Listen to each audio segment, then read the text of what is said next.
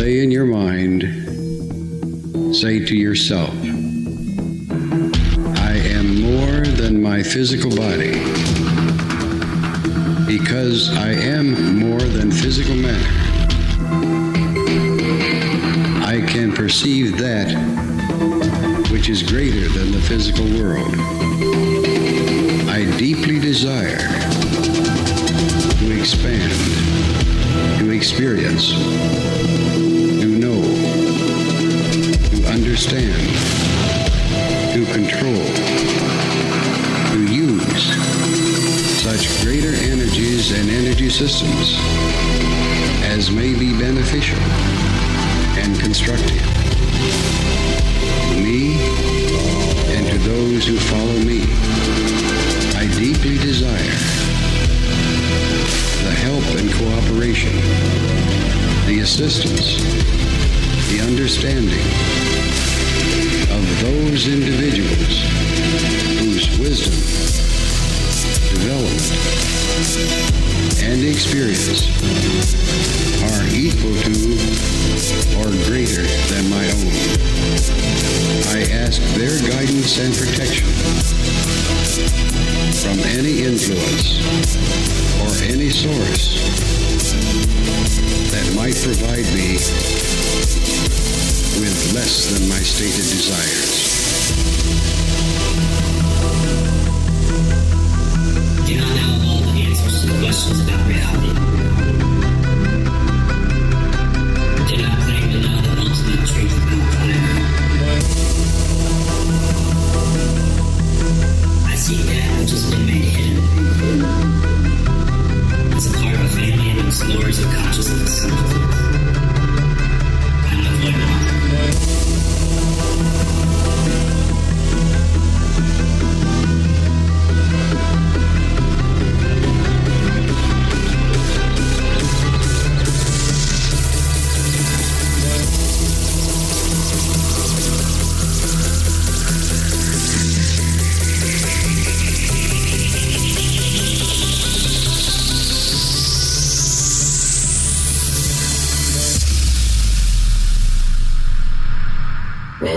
Welcome to Lighting the Void.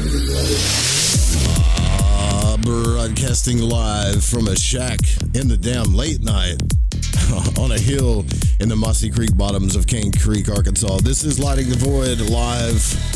We are live on the Fringe FM too, so God bless you, listeners. For those of you on the radio station that were listening to Alan Watts talk about his lecture of Pleasure? That was a good lecture. It will be back as soon as this broadcast is over. This is more of a compelled broadcast that I felt to do.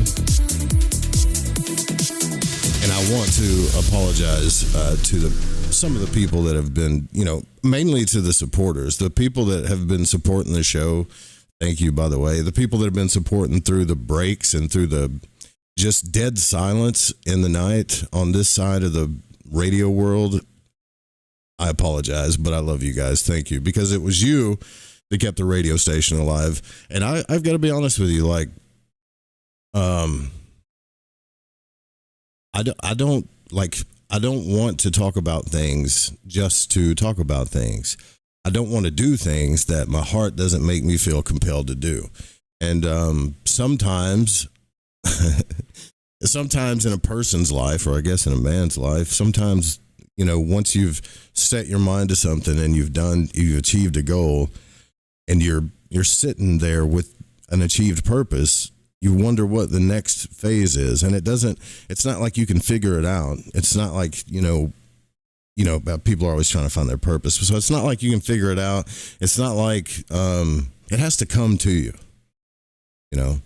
And for me, like, I've had such crazy dreams, man, the past 2 weeks, all this madness and stuff that's been going on, and it's finally kind of hit me, So we will be more consistent for sure. I'm planning on doing this every Wednesday, starting out every Wednesday. That way I can still get some sleep, and try to do this in a practical sense, but be more consistent. And then I'll definitely try to be more consistent with the time. No promises there, though. Most of the stuff I do is just super spontaneous anyways. And it's only meant for whoever it's meant for. So, but tonight I hope you don't feel like this is going to be like a rant or a mansplaining event or anything like that, because I'm not here to bitch and complain. What I am here to talk about is what I feel like is most important for the Void Walkers and lighting the void going forward. And what I've been thinking about a lot lately is the cost of truth. Like you know, everyone said, you see all these like truth seekers. I'm the truth seeker, truth this, truth that, truth. But everyone says they want the truth, right? They say it like it's some kind of destination or some reality that just is going to come to you suddenly, you know, like it's a place you arrive at. Suddenly I'm at the truth, or I'm here to deliver the truth to you. But like almost like there's a door somewhere marked reality, and all you have to do is just be brave enough to go through it. But that's not really what I feel like truth is. See, the truth is like subtraction. It's like this weird, slow, deliberate removal of everything that you used to believe and everything that you used to feel safe with. Really. It's the erosion of identity in a sense. Some people call it an ego death, but to me, that's a whole different thing. So it's really like the moment that you realize that the voice in your head might not be you. And the story that you've been telling yourself might not be real. Now, don't worry, I'm getting somewhere with this. I even have notes. So I want to be real deliberate with this. So the world that you thought you understood was filtered. Let's be honest. Shaped, curated, before you were born, before it ever reached you. And mainly, everyone says they want the truth until it asks for something in return, like a sacrifice or a discomfort. You know, until it takes your certainty away. That's what really, if you ever notice that, that's what really triggers people. You don't want to mess with their certainty. Everyone wants the truth, including me, even my certainty. You have to realize, like, to really explore consciousness, it is a place, like you're in a place of uncertainty all the time. All the time. It's not bad, but it's not comfortable either. So until it strips away all your comfort, relationships, even meaning and purpose, like it can do it. It can, I mean, it can take a lot of stuff from you, because the truth really, if you get down to it, like the cold hard, like objective truth, it doesn't negotiate. It doesn't really care what you want it to be. It doesn't reward belief. It only kind of reveals what remains after everything false has been kind of taken away. And now we live in a time where we have, like literally right now, I've got 4 screens, like 2 over here in front of me, like for the radio station, 2 over here where I work, my phone. We've got people telling us their truth all over the place. Like it's crazy.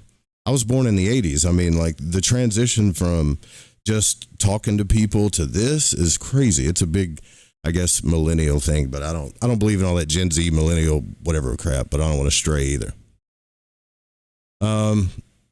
So really, like what I'm saying is, it only reveals, once you start taking away things, it only reveals what remains. And after everything false has been burned away, that's what you get, right? You start getting a little bit closer to the truth. I don't know what that is, sorry. And that's why most people don't find it. And I'm not saying me, like I found it, but that's why we don't find it, because not because it's hidden, but because people stop digging. And there's reasons for that.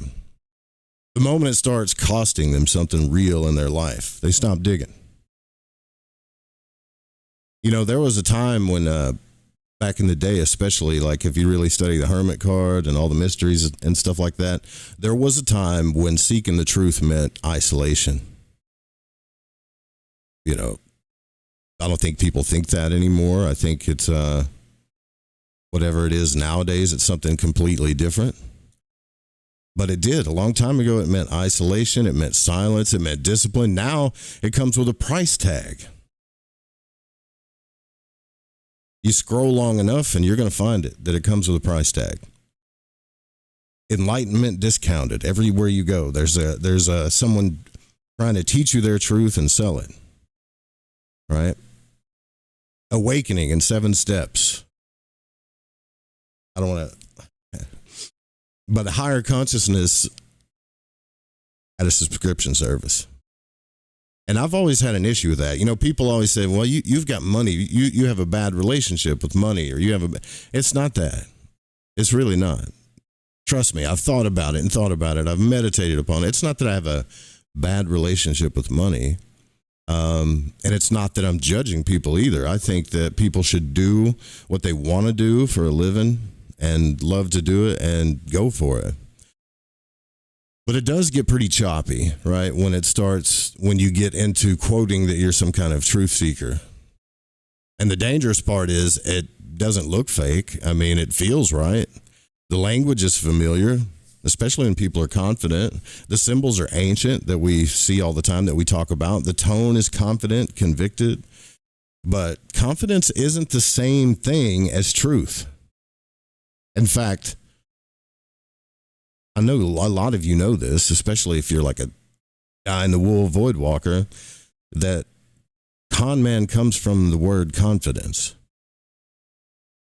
Because the moment someone tells you they have the answer,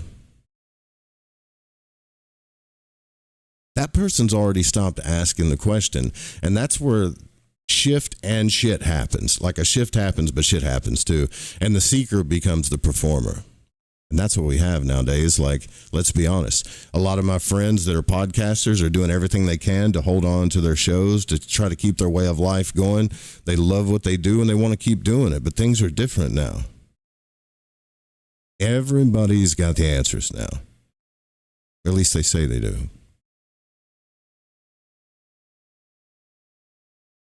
The seeker becomes a performer, like I said, and then, you know, the conscious explorer becomes the authority or whatever. And slowly, almost invisibly, truth is replaced by a narrative. And that's what we're trying to get away from, narratives, right? Not always out of malice, not like for bad intentions, but because certainty sells and doubt doesn't. Matter of fact, I don't even think the YouTube algorithm likes doubt. Like if you want to start a YouTube channel right now, you don't have to buy any extra services or anything like that. They have AI machines in there that will tell you what to do. If you start a new YouTube channel and you do exactly what it tells you what to do, you'll grow your channel. But you have to be pretty certain about everything that you're saying for the most part. There's some exceptions to that. For sure. But if you're going to explore consciousness, you need a filter. And trust me, man, like this is the one thing that I've held on to is like the out of body experience, trying to explore consciousness, trying to see what's in these realms. Both right brain and left brain, right? So both using faculties of the right brain as far as like romance, love, magic, ceremony, these kinds of things that light that side of my brain up, and left brain, you know, science, Monroe Institute type stuff, factual things, CIA papers. It's not really factual, but if you're going to explore consciousness, you need a filter. Not a belief, not faith, a filter. Because everything you experience falls into 3 categories. 3 distinct tones, right? So the first is one of my favorite. I've called it signal. And that's what you can observe. What actually happened. The raw data before anybody interprets it, before someone says that it was a guide, your subconscious, your whatever it was, just the signal. Like, for instance, I fell into the hypnagogic state. My heart rate increased. I saw a shape. I heard a tone. See, that's real stuff. That's what's real. Not what it means, not that, well, that must mean it's coming from this angel or whatever. Like, just the raw data, that's real. Just that it occurred. And the second tone is slightly distorted. The second is interpretation, and this is where things start sliding. But it's cool that we do it too. That's where meaning begins, right? It felt like a presence. So somebody say, it felt like a guide, or it felt like a presence. It felt like someone was trying to send me a message. That's human. That's necessary. But not still, it doesn't mean it's truth. If you notice, like me and maybe 3 other people are the only people that haven't put a big sign up on our YouTube channels that says something about David Wilcock, because to me, that stuff's making me sick. I feel sorry for his family, actually. There's people that are saying they remote viewed his death and all kinds of stuff, and it means this, and they did that. And I have no doubt that they might have gotten to a session and explored consciousness with the intent of talking to the guy, but their interpretation and their belief falls into this. Anyways, that's besides the point. Whatever. So, for instance, like if you talk to something in a dream or in a out of body state, like it seems intelligent, it had a presence. That's an interpretation. That's human, right? But it's still not the truth. And third, there's this like heavily glitched noise, assumptions, projections, narratives. It was a higher being. It was a message from beyond. Not saying it's not, but that's what these are. Noise. Maybe, but maybe not. And if you don't separate these 3, you don't find the truth. You are manufacturing a truth. And when you say it with confidence, it makes people that are uncertain feel safe, so they gravitate to you. And that's the world we're in now. So the cost of truth is this whole thing, like, that I want to get into, because I want to explore this passionately. Like, it's in my heart. There's only 2 things that I really love about being alive. Number 1 is love. There's no better reason to be alive than that. There's all kinds of stuff that follows underneath it, but it just don't get any better than that. And number 2 is exploring the mystery. I feel like we were supposed to. Like, I do think there's something majestic to be unveiled, for sure. And this is why I, like use right brain systems like ceremonial magic and meditation. Well, not really meditation, scrying, things like that, because it works. But when I give things meaning, if I tell you that there's a reality of angels and demons and gods and archons and all these different things, then we're getting into that second and third stage that I'm talking about. So there's a moment every time we search, we explore consciousness, and every real search where things begin to fall apart. So not dramatically, but subtly. So the things that like you used to believe, they stop fitting. That's happened for all of us. Like, for instance, I was raised Christian and like Orthodox Christian. I still believe in my heart, but this is a belief. Master Jesus is the master, right? But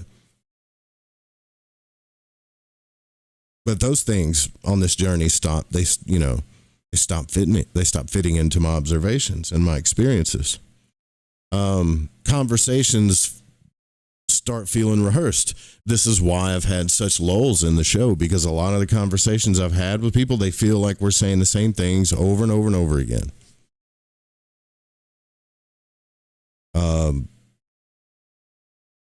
And some things certainly feel artificial. And then you start to notice how much of reality is built on simple agreement. Not understanding, but agreement. I think something's real, so do you, and then we just make a reality out of it. And if enough of us believe that, then that's what happens, right? And that's the cost. Not money, not time, but distance from people, because once you start seeking the truth and you start to observe all this, you can go down what's called like the hermit's journey, which is okay, but you don't want to stay there forever. I find extreme comfort in it, though. But I also find a longing for connection in that journey, you know. So that's the cost, right? From old, you disconnect from people. You disconnect from old versions of yourself. You're not trying to change yourself or transform, so to speak. It just happens. It just happens, right? You grow, you evolve, it happens, right? So you evolve from people, from old versions of yourself, from the comfort of not knowing, because once you see it, like the OBE experience, I'm not saying people haven't seen Bigfoot. I'm not saying people haven't seen aliens. I still want to talk about those things. However, once I had the OBE experience, the ethereal OBE experience, not lucid dreaming, not what a real etheric projection, you can't unsee it. You can't, the world's not going to change with you. You're just different. Maybe you're only different to the majority. There are people that have had the same experience, but you see what happens to you in your life as you start seeking truth, right? You just stand in things differently. And then, you know, if you want to do this right, like, rewind the tape. If you want to do this right, you have to let go. That's the toughest thing I've found in this whole freaking journey. You know, like, I have to stay true to what my heart and soul wants to do. I only have one life to live, as Joseph Daniel Roop, as far as I know. And it's going by really quick. So for me to do this right, like, you have to let go of the need to believe anything. And that's freaking scary. Probably might be the scariest thing about the whole void walking journey. Not because belief is bad. Belief is not bad. I don't want people to get polar minded. Belief is an amazing tool. But because belief kind of ends the search. The moment you decide, this is what's happening, this is the truth, you stop looking for what else could be happening. And the object of the game isn't to just have more questions. You know, you hear that from people all the time. The more I do this, the more questions I have. That's not really the object. The object is to get to the truth. But you start realizing there's a real warrior mentality about this. There's a real fight that has to stay inside you, no matter what comes against you, to really seek this, you know. And that's where I think we all get stuck. You know, haven't you ever felt stuck in this journey? Like, if you've really been seeking truth, like, I'm here with you. I can relate to you. I know. We were all lost little babies when we came to this place. And the only reason why that part of us never left, the only reason why we have beliefs and all these other things, is because we reached out to someone bigger than us, parents, people wiser than whoever we reached out to when we were a baby, and they told us how it was and they taught us how to survive. But there were questions they couldn't answer, and that lost baby part of you will never go away. So we are all on that same level. None more greater or lesser, none of us. And if someone comes around and tells you that they know about reality, I think you need to really question that.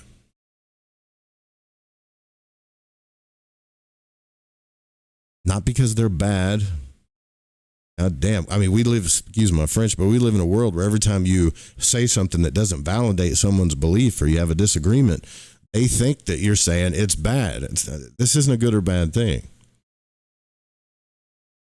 You stop looking for what else could be happening, and then that's where we all get stuck, and not in ignorance, you know, not because it's bad, but in just premature certainty. Well, he must have, it must have been them. They did it, or they are the ones that killed him, or whatever. Like, you just make up some truth you have no idea that's actually really the truth. So what do? You don't become a follower. You don't become a teacher. You become an investigator. And this is where we're moving to right now. Because as you can see, just like Terrence McKenna said, things are getting weirder and weirder and weirder. Society's going through this weird alchemical thing where there's nobody believes anything, and that's right where it needs to be. It isn't comfortable at all. But that's right where we need to be, asking questions. And for me, it's on a much deeper level. I don't know about for you. For me, it's not what's the government doing, what's corporations doing. Like, I kind of have that Occam's razor approach to all that power stuff. I don't think it's some wizard in a tower somewhere sacrificing goats and things like that. Not saying people don't do that. I just think it's people, power corrupts and it's money and blah, blah, blah. But when it comes to exploring the mysteries, being an investigator is the best place to be. It is not comfortable, though. To observe. Fascinating. It's so freaking fascinating. I'm addicted to it in a sense. I'm an addict. Yeah, I mean, I've been an addict my whole life. And so I'm trying to be careful because I want to live too. I'm trying to be careful. That's why I hold on to love so hard, because that's the thing about life that I really, really love. No pun intended.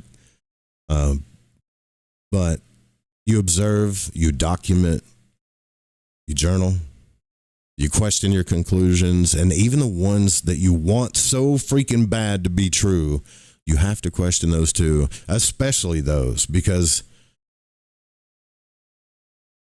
well, that's obvious, because they're influencing. It's influencing you because you want it so bad.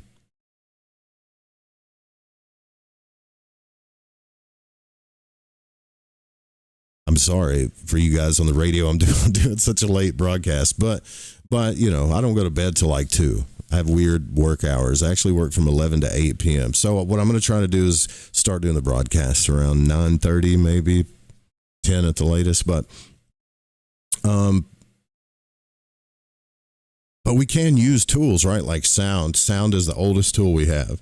Monroe figured that out. We all use it today like crazy. We use sound. We use binaural beats. It's all over the internet. You don't really have to pay for it. I mean, you can find something that you can use sound to explore consciousness with, right? I mean, for altering your perception, like it's one of the oldest tools that we have. Like before language, before symbols, there was vibration, right? The word, rhythm, repetition, frequency. And somewhere in that, like the mind starts to shift, not magically, mechanically, like patterns entrain. Your attention can narrow. You can really focus. And then you'll start to notice, like, especially if you guys have done the Monroe tapes, like, or any tapes, not just I just like the Monroe tapes, but if you like to listen to something else, that's cool. But your internal noise, all that chatter, it starts to change, right? And then suddenly you're not experiencing the world the same way you were 5 minutes ago. In fact, I would go as far as to say that trance and focus is one of the most pleasant things I've experienced. In a place of uncertainty where you're constantly seeking truth all the time, to go into a trance with intention is such a pleasant feeling. It's almost like an escape. Like you can get caught up in it if you forget why you're there. Powerful it is, trance, but then suddenly you're not experiencing the world the same way you were like 5 minutes ago. That doesn't mean you access something mystical. I know we like to think that all the time. It has to be, but that doesn't mean that. It just means that you've changed the tool or the instrument that you're using. And when you change that, you change. Like what can be perceived. So I don't believe that the truth is hidden in the sense that a lot of the internet does. So let me just walk you through this, all right? Notice how much right now that you don't trust. How much have to be honest with yourself. The level that you don't trust what you see, what people say, and their intentions. I don't know how old you are, but around midlife, notice your levels of that. Now, the truth isn't hidden like someone's trying to hide it from you for nefarious reasons all the time. But notice that. Now, I want you to imagine just for a moment a world where no one can hide anything from you. Imagine an advanced society, so advanced that a lie was almost a laughing thing. That people trusted their being so much that no one had to lie. Now, I'm not asking you to think about that right now. Like, really think about the cause and effect of that later, maybe after the show or something. Like, sit down and just imagine what that would be like. Now, I have done this. I'll tell you what my conclusions were. What a super advanced race of beings that would be. Because why do most of us lie? Most of us, we lie for survival reasons. Like that was a big part of my shadow work. You know how Carl Jung says, if you're really angry at something that somebody else does, if it triggers you, then there's something in you that you're not taking care of. It's like a mirror thing that you need to work out. Because if it didn't trigger you, wouldn't be that big of a deal. So lies always triggered me. Big time. Not little lies, but, most lies. And then you start to notice where you get so focused on your trigger and what other people are doing that you look over the fact that you're doing it too. Whether you're lying to yourself or lying to others, you're doing it too. And that's why it triggers you for some reason, because there's a safety there that you're looking for. You want other people to provide it for you. But they cannot do that until you provide it for yourself. So imagine that world just for a moment. I know it's way out there, but I believe that we are in a constant state of evolution. In fact, I had a weird dream the other day that, and this isn't prophecy, or I think this was just my consciousness trying to project what I feel like the future would be in maybe 10,000 years or so. I think it's going to be just like Dune. Like we're creating all these machines. We're diving so deep into technology because we want more information faster. And the reason why we want that so bad is our soul wants to know the mysteries. We want to know the truth of everything, right? Once these machines, thinking machines, start to take over for us, kind of like in the Dune prophecy show, that day that we don't need that anymore and we don't have to lie to each other, and it might actually be a war against the machines in the future, but we decide that this is no longer good for us.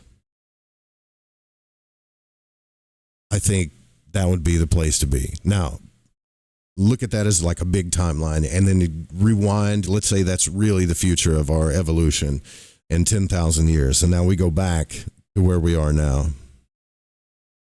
You can really see what's happening that way, like in a perspective. Not saying that's true. So then you realize like the truth isn't hidden. Not really. It just doesn't sit behind some locked door. That's what the conspiracy world is all about. It's behind a locked door that gatekeepers keep, waiting for just the chosen few. But most of the truth is right in front of us. Constant, unmoving, but buried, but it's right in front of us, under everything that we want to be. Think about that for a minute. Our beliefs, our fears, our need for meaning. Why am I here? What's my purpose? Why can't I find love? What's this all about? And then the ones who actually find it aren't really the loudest at all, are they? The loudest ones are the ones that are the most uncertain. That's why you hear my voice all the time. Not the most followed, though. They're the ones who keep going after all the excitement fades, after the answers stop coming, after the experience stopped feeling special. They stayed when it became work, when it became uncomfortable,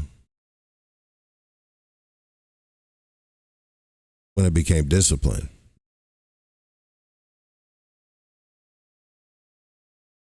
And when it became quiet. And you can feel that when you meditate, right? You can feel that. And in that quiet, without the noise, without the narrative, without the need to be right,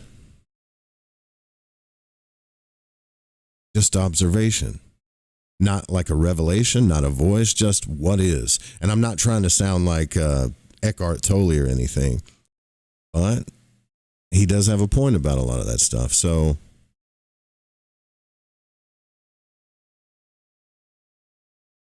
I ask myself, like, if I'm really going to, and I think you should ask yourself this too, because we're heading into a weird future. AI is taking over a lot of jobs.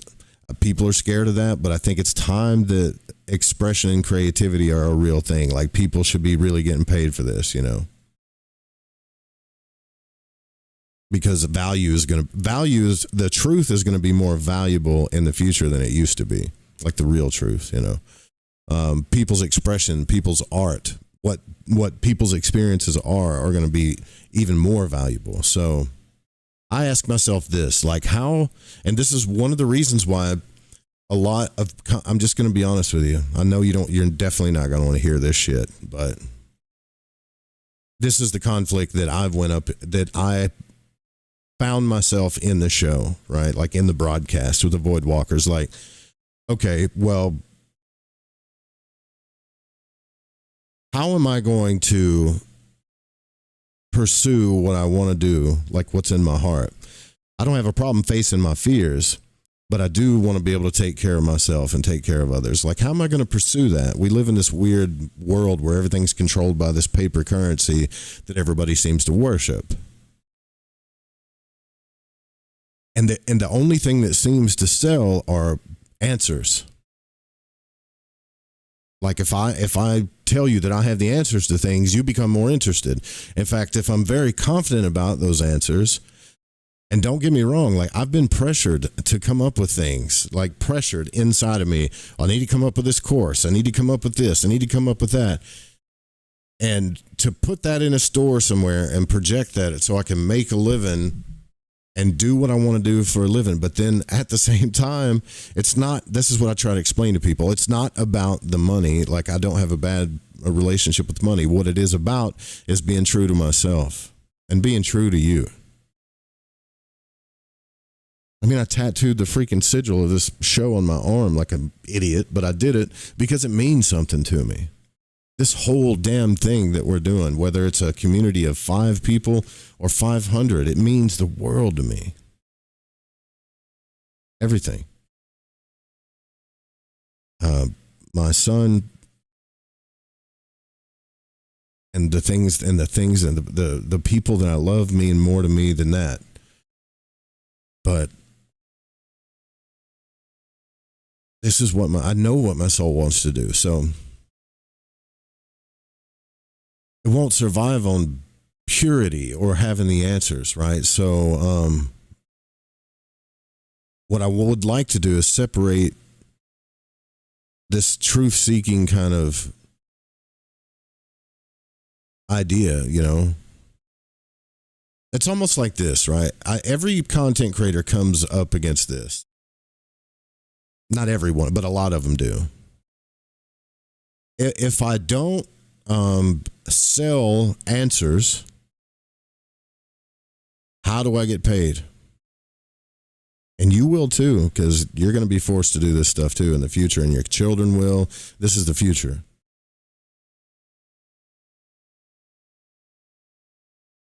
So what I'm going to continue to do is just do what I can to experience the search. That's it. And I'll find a way. And that's it. Like, that's all I can do. But I got to tell you, there's been a lot of pressure.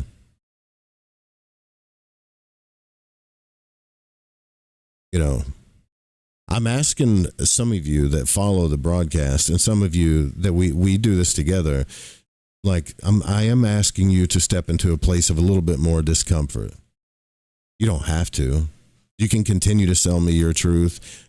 DM me what you think is real. Tell me about all this stuff, and that's great. I'll carry on a conversation with you. I promise. I'll try. But I need you to know that my main purpose is investigation.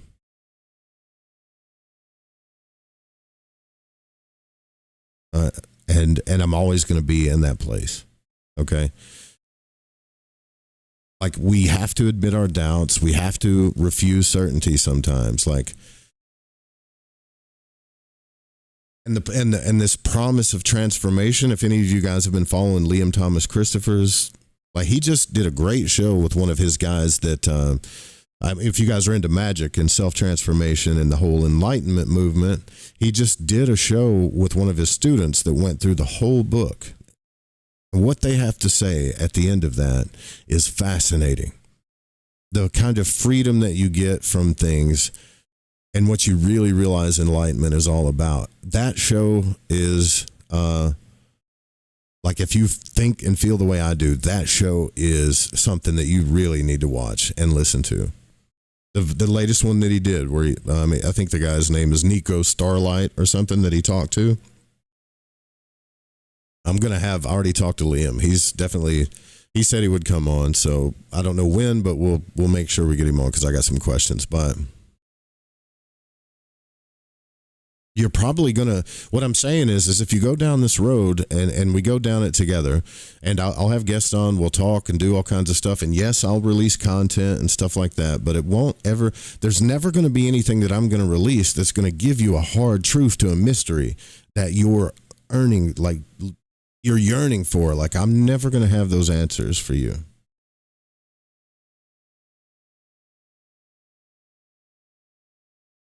I can't tell you about. There's just so much shit on the internet where people just know the truth of things. It's crazy to me. I don't know why. I feel so isolated because it's crazy to me. They're either very certain about things, or they don't ever admit their doubts, or they promise transformation, or it's some kind of 7-day awakening course or something. But I promise you, this is more rewarding. It might be scarier, but it's more rewarding. Slower growth, deeper trust that will evolve not just you, but everyone around you, a longer lifespan even, and a higher value community around you. That's how all of this survives, right?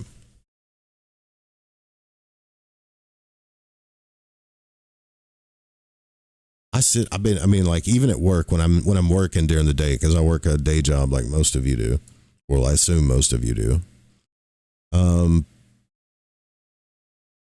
This stuff is going on in the back of my mind all the time. I want to be on the air. I want to be broadcasting. I want to be talking to you. I want to be doing these things, but I don't want to sensationalize things or make up shit or try to scare you just to entertain you.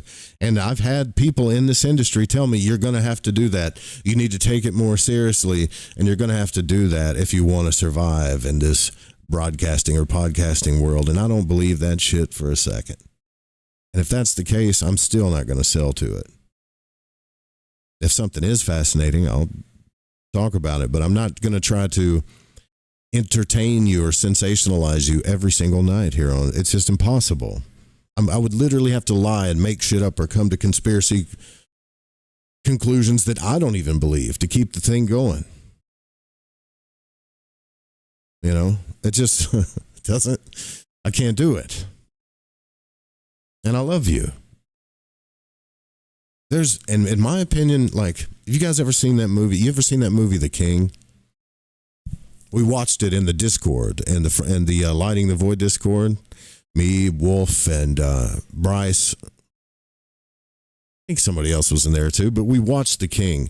And the greatest feeling I got watching that movie was at the end, after he had been betrayed by all of the King of England, right? Henry VII or whatever. After he had been betrayed by everyone around him, he ends up getting married to this woman. And this woman tells him that everything that he just did was based on bullshit.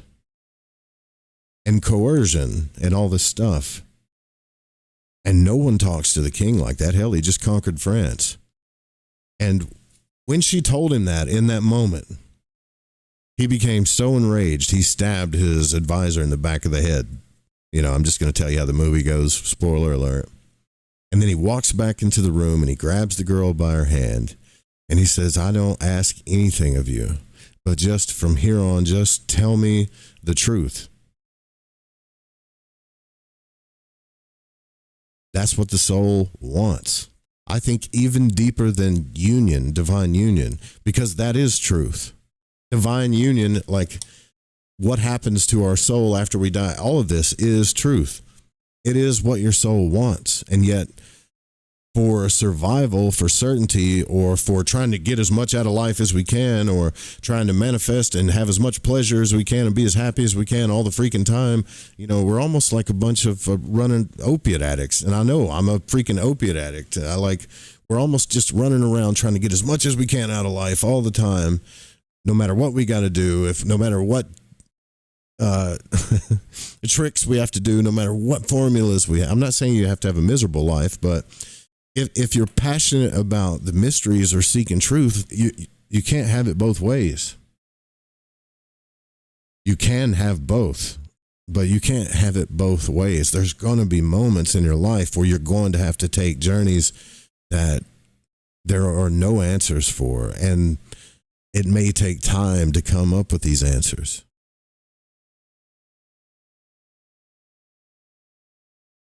I give you some things that I think about when it comes to the ET and alien stuff. There's a lot of people saying they know the truth about all of these things. And yet, can they deliver the truth other than just telling me what they think or showing me some pictures or this adds up to this and this adds up to that? Can they really deliver the truth?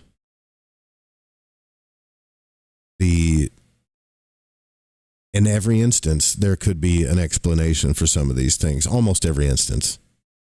Although we are about to get some more videos. I can't wait to see those, but we'll see. When it comes to Bigfoot and cryptids and things like that,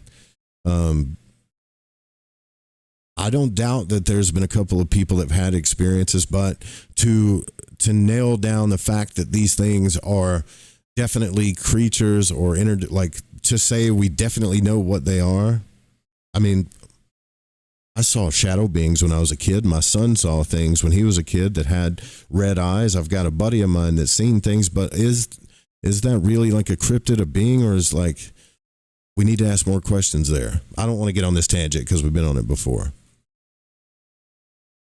But what I would really like to focus on as far as extra content goes for the I guess the supporters and things that I'm going to be focusing on more for the future. I'm still going to do the broadcast. I'm still going to do the interviews and stuff. I'm probably going to be a little bit more skeptical than usual, but in a good way. I promise. And then I want to focus on the tools of conscious exploration more than anything. And then have discussions about what we observe and what we find. And hell yeah, it's fun to talk about conclusions and stuff, but anyways,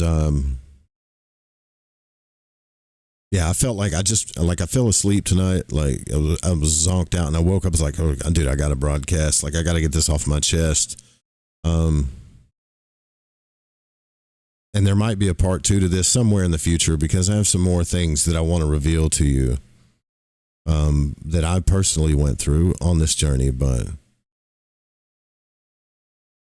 I feel like consciousness is the final frontier, as cheesy as that sounds. It is the last frontier, and it does demand some kind of, I hate the word discipline, but definitely it demands some kind of disillusion, non-delusion.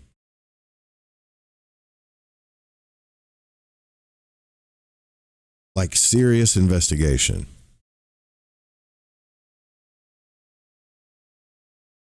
I get frustrated. Half of the stuff that pops up on my feeds are people that claim certainty where I know there is none. They monetize their answers instead of the process. I have the answers. Just pay me and I'll give them to you. They stop questioning their own experiences. I feel like that's the worst thing you can. What's the fun in that? But whatever. They reward belief over truth. If you had a balancing scale that you put, I'm not saying one's good or bad, okay? But if you put up a scale of balance, like which one would weigh the heaviest in your heart that means the most to you and your soul? Belief or the actual truth? I don't know about you, but for me, like, belief is a thing that is a tool. It's a thing that keeps me moving forward. It's like it gives me comfort, but what my soul really yearns for is the truth. In every conversation that I have with people, this is why, sometimes I'm what's that word for it? Not antisocial, but like a person that I don't do well. Like some people open up to me just so much, but then I want to know the deepest truth about them. And you can tell, like, certain people don't like that. They don't. And in fact, they don't like the fact that you can see through them. Because whoever saw through them before hurt them with their truth. They used it against them.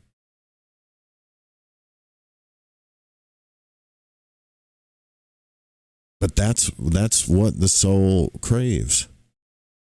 Union and truth. So so you'll never tune into this broadcast and be like, here's what's happening in the Galactic Federation, or here's what's happening in higher dimensions. What I would like more people to say, and I will try to guide my questions this way, no matter who I'm talking to, is here's what I experienced. Here's what's been reported. Here's what might explain it. And here's what doesn't add up. That is what excites me, man. And you want to know why? It really, really excites me. As boring as it is for the algorithm, as boring as it is for all of the people providing you answers for everything in your life and selling them to you, as boring as that is, like, because I have a suspicion. I have a deep suspicion that ultimate reality, like what we call ultimate reality, God or whatever, is far more advanced and majestic than we've ever been told, than any of us that has ever been written about, put in a book, or reported to you. It's far more greater than that. That's not the truth. That is my suspicion. Like, that's what maybe I want to believe that, but there's a part of me that just kind of knows that, I guess.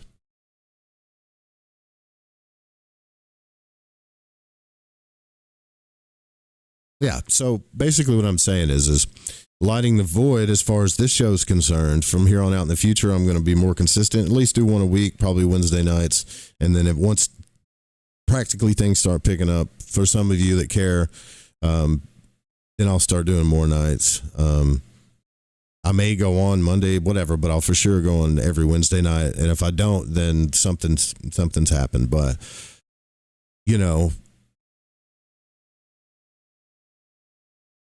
I like this whole conscious exploration thing. I like how we, you and I, like, we cross-reference everything. And it's not going to be the main premise of the show. There's going to be guests. It'll still be the same.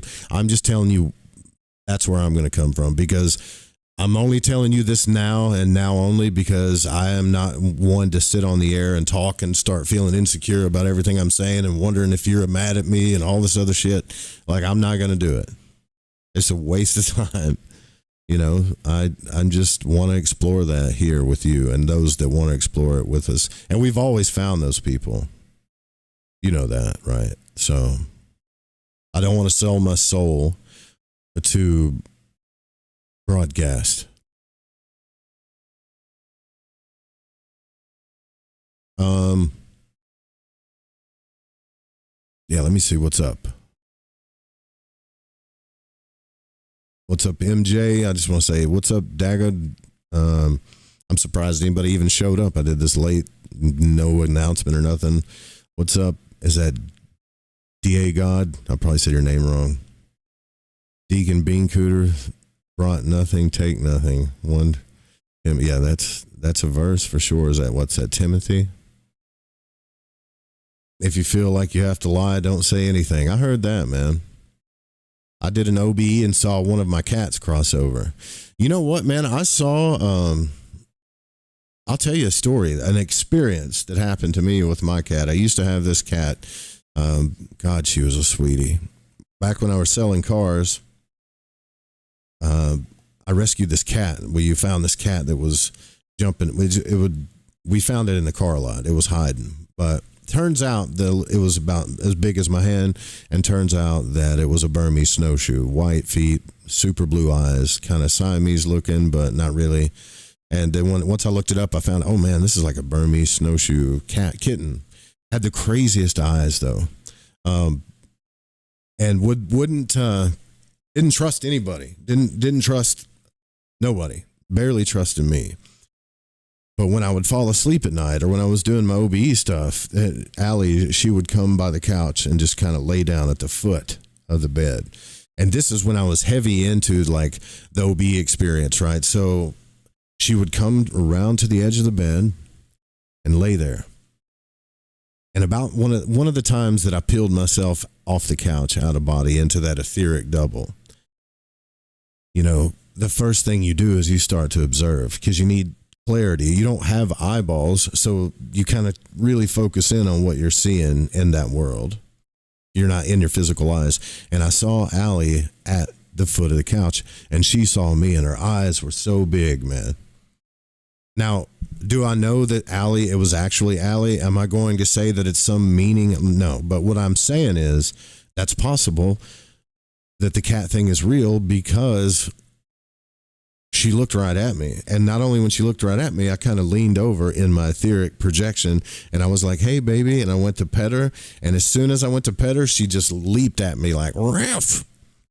And guess where I went? Right back to my body. And then when I woke up, I looked at her, and she was just sitting there looking at me. Same exact spot. So is there some truth to that cat in between worlds thing? In my experience, maybe. There's a higher probability than no for me. All animals go to their heaven. Yeah, Robert Monroe has a theory that all animals are here to reflect you and your emotions. Transurfing. What about Transurfing? It's a good book. Guess I'm going there rather than be with animals. For the love of the game. That's right. Dean Beancooter, that's right. I feel the frustration and actually sadness. Yeah, I hear you.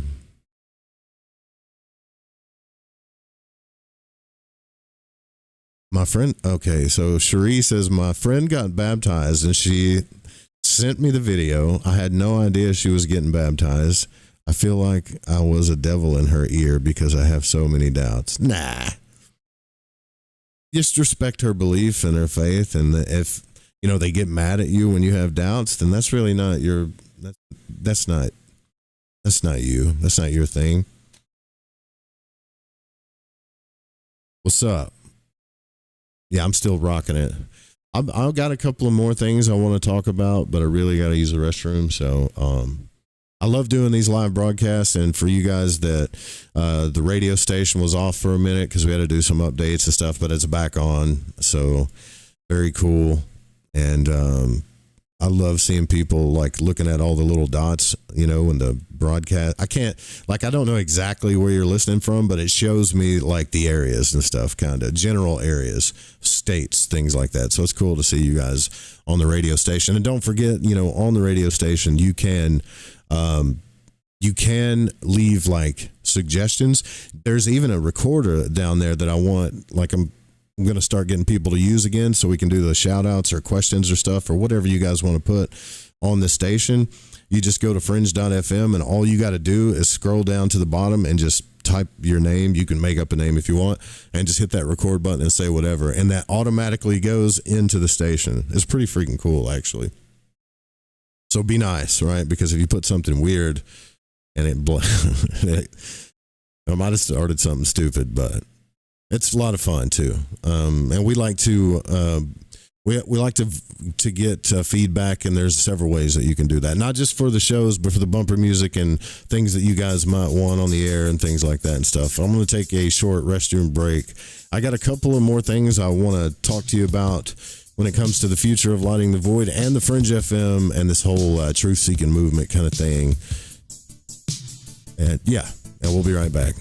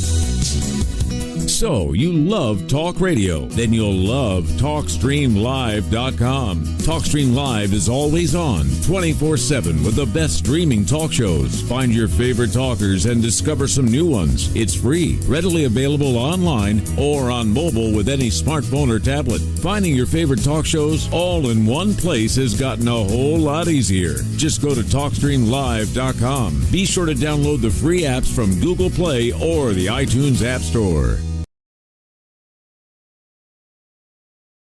Have you ever wondered, what do the stars say for me? Or, will the next month or the next year be more favorable?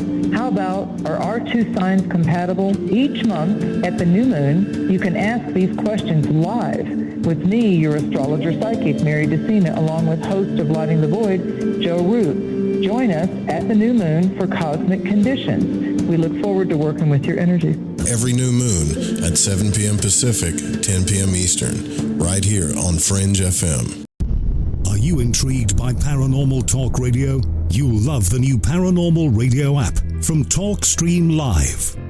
You'll find a great selection of talk shows covering UFOs, ghosts, strange phenomena, and much more. Download the Paranormal Radio app now and start listening to the very best in paranormal talk entertainment, including the network you're listening to right now. The Paranormal Radio app, free in Google Play and the iOS App Store.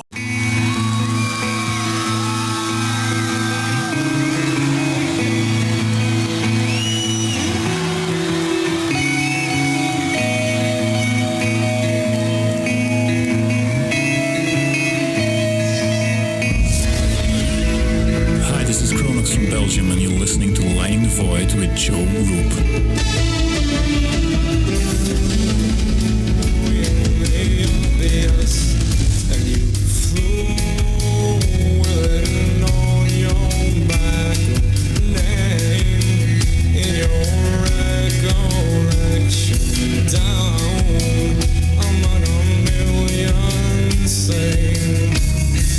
Difficult not to feel a little bit disappointed and passed over when I look right through See you naked but oblivious. Don't see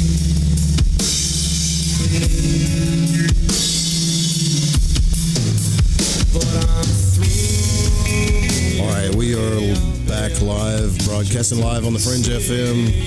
God bless you, radio listeners. Some of you guys that are listening to it 24/7, trying to help me out, I appreciate that.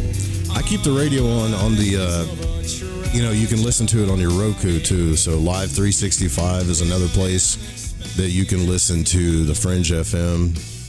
And so if you have like a Roku on your TV or something, you can actually go to Live 365, download that app, put it on the Fringe FM. You can do it on TuneIn too, but TuneIn has a bunch of commercials. And because of you guys' support, what I've done is I've upgraded to where we don't have to play like super commercials.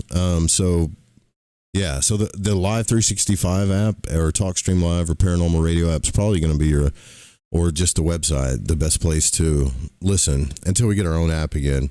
But keep listening to it 24/7. Keep giving me your feedback because I want to perfect the art of a broadcast stream. My hope is that in the future, the radio industry is changing, so they're going to be picking up more online networks, like they actually are. Not going to be, but okay. Let's go to the chat here. What's up, Dan Beard? Truthful curiosity is all we want from you, mate. Stay your course, brother. Thank you. I appreciate that, man. My dog pulled me out of an OBE. How'd he do that? That's pretty rad. We're gonna have to have a night like that where we have you guys just share your stories for sure. Let's see. When I saw Ezekiel and I jumped back to my body. Yeah, that's crazy. Hey, Joe, if you're into it, would be great to hear your wax on Dr. Robert Moore's work on what he called the 4 archetypes. Yeah, I've got the playlist there on the YouTube channel for that. I think, that's more of like a thing for men, I think. Yeah, for the masculine. But his work is fascinating. Like, I love that guy. I'll do a broadcast on it. I've talked a little bit about it, but it kind of aligns with the whole 4 elements idea of the different parts of you as a guy, as a man, not letting one take over the other, Yeah, your dog pulled you out of an OBE state. That's pretty interesting. So that's basically what I want to do is like present an experience, theory, maybe like what's observable, what's speculative, and what's likely BS,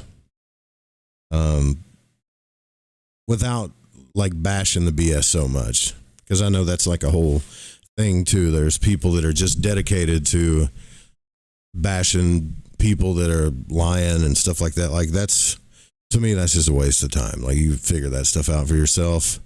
But more like filtering the signal, because that's what I feel like this whole, and my whole idea for the Fringe FM is a signal, like a filtering signal, constantly trying to filter or observe what's true.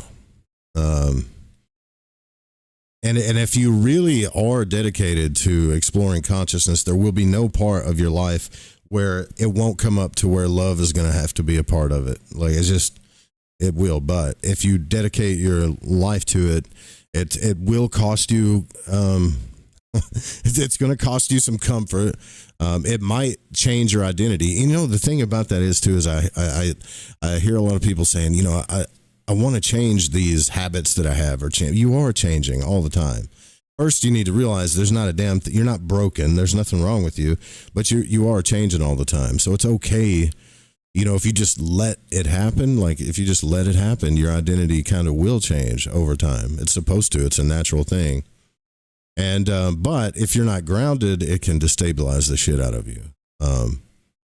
So the real formula is like exploration plus grounded reality plus honest documentation, not just blind faith and whatever, no matter how confident it may seem, And I've thought about this too. Like, I was like, should I be a monk? I thought about that. Actually, just being a monk, or only, or this idea that only you have to be poor. If you're real true to your diehard nature, conscious explorer, you have to be broke down and broken. Like, no. And you definitely, the worst thing that you can do is pretend that you've got it all figured out. Jesus, man. I take this stuff seriously, and I don't know why I take it so seriously. My friend that's come on the broadcast, Chris, I know you're familiar with him. Chris, he had a crazy experience. We need to have him back on, kind of talk about his experience in consciousness again. But he told me, he said, man, sometimes, Joe, he goes, I wonder if you're so into conscious exploration because you don't want to live. And that's not it. But, I thought about that too. Documented and honest, not like die, but, just kind of escape life is what he meant. And refuse to lie.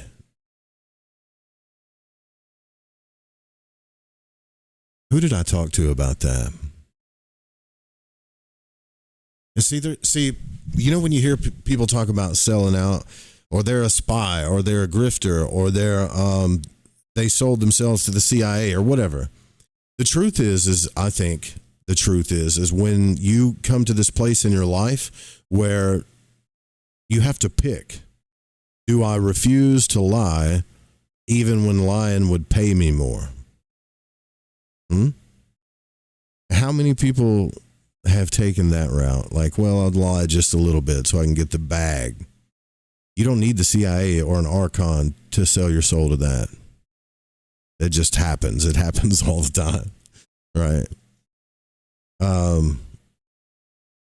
But to make it compelling and make it sustainable, and ironically, I mean, that's how we're going to get closest to the truth, is do those things, But the reason why I think I don't know about women, but I think from a man's point of view, at least from my point of view, I used to have like this, you just tell my ex-girlfriend this all the time too. Like, I just had this crazy energy where I felt like I just wanted to go outside and just freaking rip trees out of the ground. Like, no matter what I was doing, it wasn't enough. It was almost like I had to conquer, or as bad as it sounds, penetrate everything, or I don't even know how to explain it. It starts feeling like you're in a cage. And then it hit me when I was, what you're talking about in chat with Robert Moore's work. The one thing that a man really desires more than anything, if he was truly honest with himself, like down to the core, without any neediness of anything. Like if a man had everything that he desired in his life, it still wouldn't fulfill him in this world. Do you know why? I think, and this is just what I think, doesn't mean it's the truth, but for me, I think it's because we want to be free, and the highest sense of the word. And I don't mean, ladies, like free to sleep with who we want, because I know some people are going to get triggered when they hear that, but that's not what I mean. Although that is kind of in our nature, but like what I mean is like on a soul level, if we were really honest, I don't know, I'm not going to speak for you. For me, like, it's freedom. There's always a part of me while I'm in this body and while I'm in life, there's always a small part of me that feels like I'm in a cage. Not a slave, not in a bad way, but it's like a knowing that I'm in a cage. And if I could just explore consciousness further, I could at least see what freedom would be like. And there's two types of freedom. There's one freedom that the magic work kind of helps you, the shadow work helps you get from. That's a freedom from this need to feel good and be happy all the time. And I just need to feel good all the time, and I'm going to do whatever I got to do to feel good and be happy all the time. Or like you just aren't aware enough to know that part of life isn't happiness all the time, and you're going to suffer a little bit, and you just let it pass, and that's all. There's that freedom. But then there's which is amazing, like that's what we all strive for. to be free of those things that control us on all levels, but a deeper freedom that I can't explain, that I'll never be able to explain. But once I started, actually 2 nights ago, I started doing some different breathwork exercises. And I just asked this question: what is this freaking unrest inside of me? It's always been there. Is it desire? Is it fire? Is it what is it? I can't eat it away. You can't work it away. You can't push up it away. You can't have enough sex to make it go away. It doesn't go away. And so I started doing this breath work, and really what it is, it's the concept of freedom. Ultimate freedom, man. What the hell is that? And when I started asking myself that question, I started feeling a kind of relief in my body, in my nervous system. The idea that I actually experienced it. And I started thinking about the history of mankind and the shit that we've done to each other, and this whole idea of what we call freedom on earth. And it started making sense,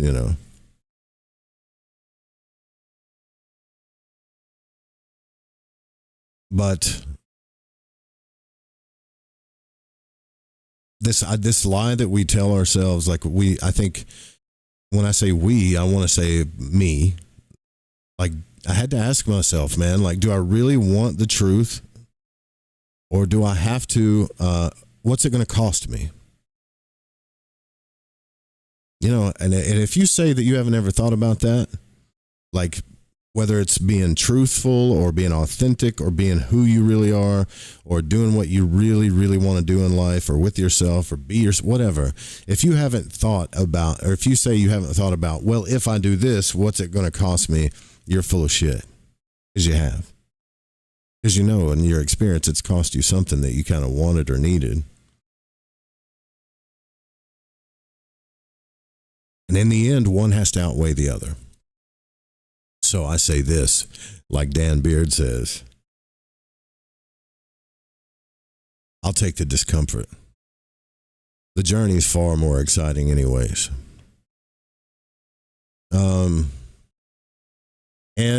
So what I was going to tell you guys too, there's going to be more segments of stuff too. That I'm going to be introducing a little bit different things to the show. More, I would say, entertainment relief. Little small segments while we're doing the show, so I'm not just here talking to myself, or just where you're not just looking at two heads talking to each other the whole time. There's plenty of that.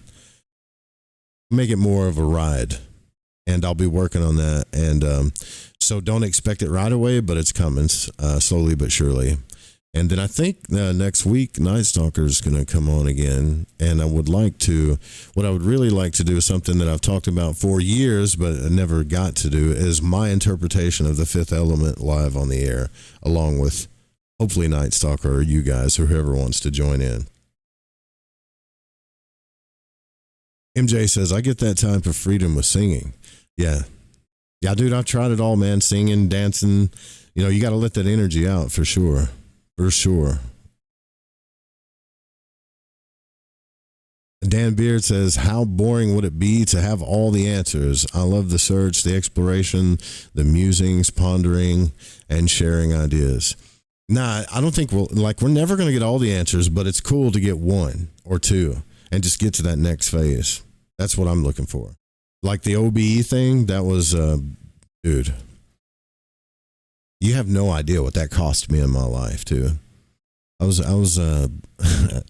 doing, if you measured, how people say, well, you're a winner if you have money and you look good and you've got friends and the best relationships, and you're a loser if you're broke and you got all, you don't have that many friends and you got bad relationships. I was what society calls a winner until I had that OBE experience. And then once everything shifted, that shit did not matter to me anymore.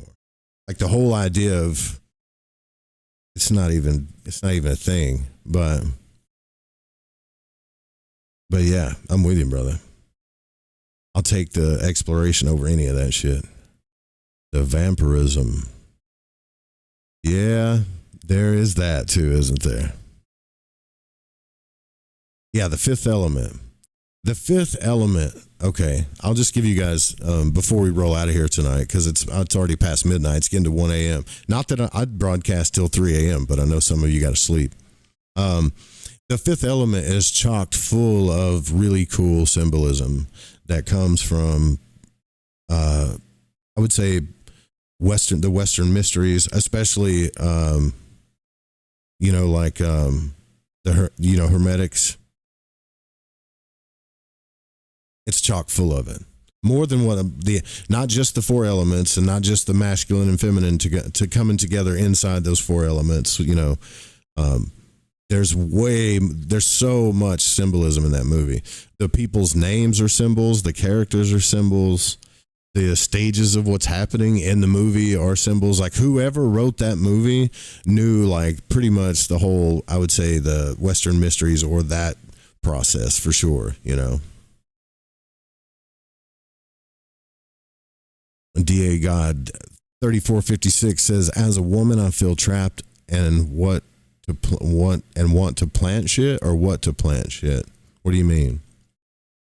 I hate anybody. That whole idea of feeling trapped. I feel bad for anybody that feels that way, because I feel that way sometimes too. I'm going to go.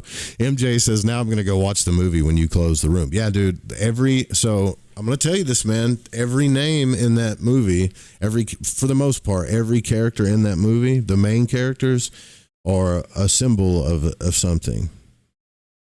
Even the radio guy. I don't want to give it away, because what I want to do, I have to figure out, I have to research first, like, what clips I can play, because I know they're not going to let me play the whole movie on YouTube, but at least, like, be able to go through the movie and talk about it, like pause it or something. Maybe we could do it in Discord, but yeah, because once you start seeing that process in one movie, you'll see it in all the movies. You'll start seeing it in everything. But the fifth element got really specific. It's my favorite movie, man. It is a movie about love and magic, and love and magic are the same thing, really. But yeah, I wish I knew what you meant by, like, as a woman I feel trapped and what to plant shit. You mean you want to plant shit? Is that what you mean? See, I feel like in the want to plant shit. Yeah, gotcha. So I feel like after studying sacred sexuality, tantra, all this stuff, the idea of sacred sexuality, these two forces in the universe that are coming together, in most of the mysteries, that the feminine is love. It is, I don't want to say it's better than the masculine or anything like that, but it is the highest of the high, I guess you could say. It's what we're all striving for. The feminine represents love. So you got these two forces, and you can study the Hermetic Kabbalah, or you can study whatever. You can even study sacred geometry and see it. But you got these two forces. You've got this energy that's masculine that just is rushing out, but it's kind of chaotic. It's just energy, that's all it is, like a rush of energy. You call it passion, whatever you want to call it. A divine spark that is relentless. And then the feminine is like the sun, like the symbol for the sun is perfect. So if you look at a symbol of the sun with the dot and the circle, the dot is the masculine and the circle would be the feminine.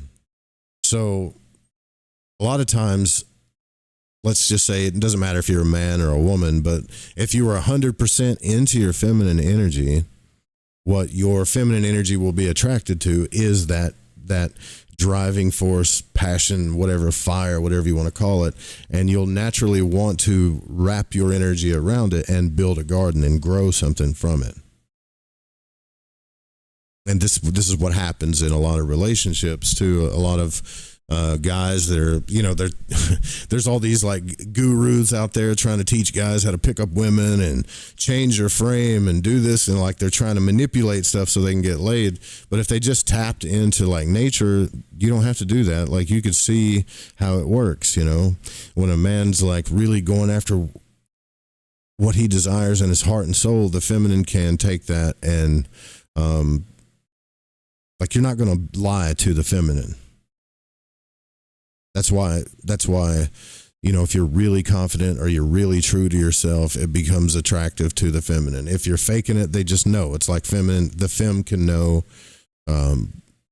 like bees smelling fear. But anyways, once there's enough of that energy, it wants to wrap around it and plant things. And this is why women, like really, especially really feminine women, love to plant things. They love to do stuff, grow gardens, make beautiful things, do all that. And then if they ever feel like it's not serving them, or if it's not as beautiful as their idea of it was, or if it's not coming together, they'll just destroy it and start over. Thus the concept of Saturn, death, birth, and rebirth. The Hermetic Kabbalah is like the feminine is the idea, is the power of life and death.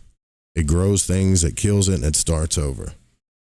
So I don't see, like, maybe you're dealing with your feminine energy, perhaps, like maybe, and I don't have all the answers. I'm just saying maybe, like, that's what it is. Like, you feel like it's just in your nature to like plant things, you know, and start doing that stuff.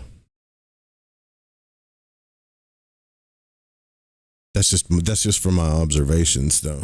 And it's not a man or a woman thing. Like, everybody has both energies in them to some level.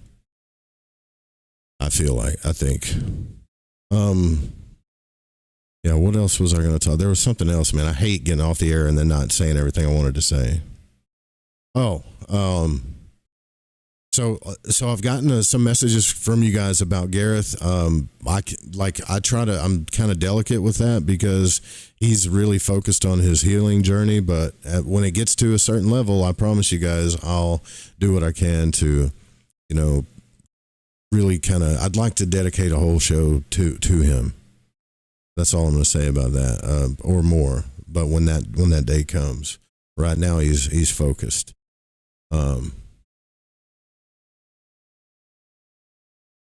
Yeah. And don't believe anything you see. Wait till those videos come out. I'm waiting for those 46 videos to come out so we can actually see what carrot they're going to put in front of us for, you know, the 46, I guess, UFO videos. That it's May, it's practically May, and they still haven't come out yet. So I think I've said everything I want to say. And I'm going to put this show on the podcast feed too, which is something I haven't done in over a year. So this is, I guess you could say, Lighting the Void Season 2 is coming after this. All right. We're going to roll out of here unless you guys got anything else you want to ask or talk about. Jawa. I will do a show on that. I wish I could, if you can come up with a guest to do a show about Robert Moore's, because I mean, obviously Robert Moore passed away. Like, if you could do, like, if you know a guest that's really knowledgeable about his work, I'd love to talk to them and have them on, you know.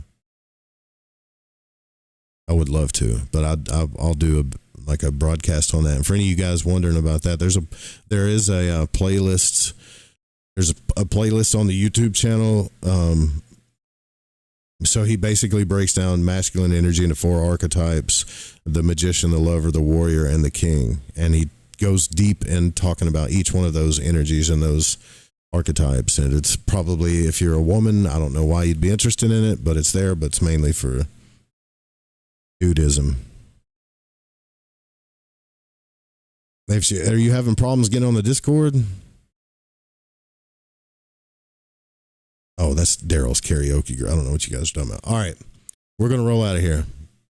Love you guys, man. We'll broadcast again. Hopefully we'll broadcast again, or at least I'll put up a video or something. So I do broadcast live on the radio station some nights. I'm sorry. I wish I could let you know when that's going to happen, but I keep the radio station up for purposes of just broadcasting and kind of artistic reasons to let off steam. So sometimes it'll be like 2, 3 in the morning, whenever. I'll just jump on there and go live whenever. It's whatever, man. It's fun. I can't tell you when that's going to happen, but as far as like the live steady YouTube show, I'm going to try to do this every Wednesday. All right. Every Wednesday, probably around 9:30, no later than 10 o'clock. Other than that, we got to get out of here. Or I got to get out of here, damn it.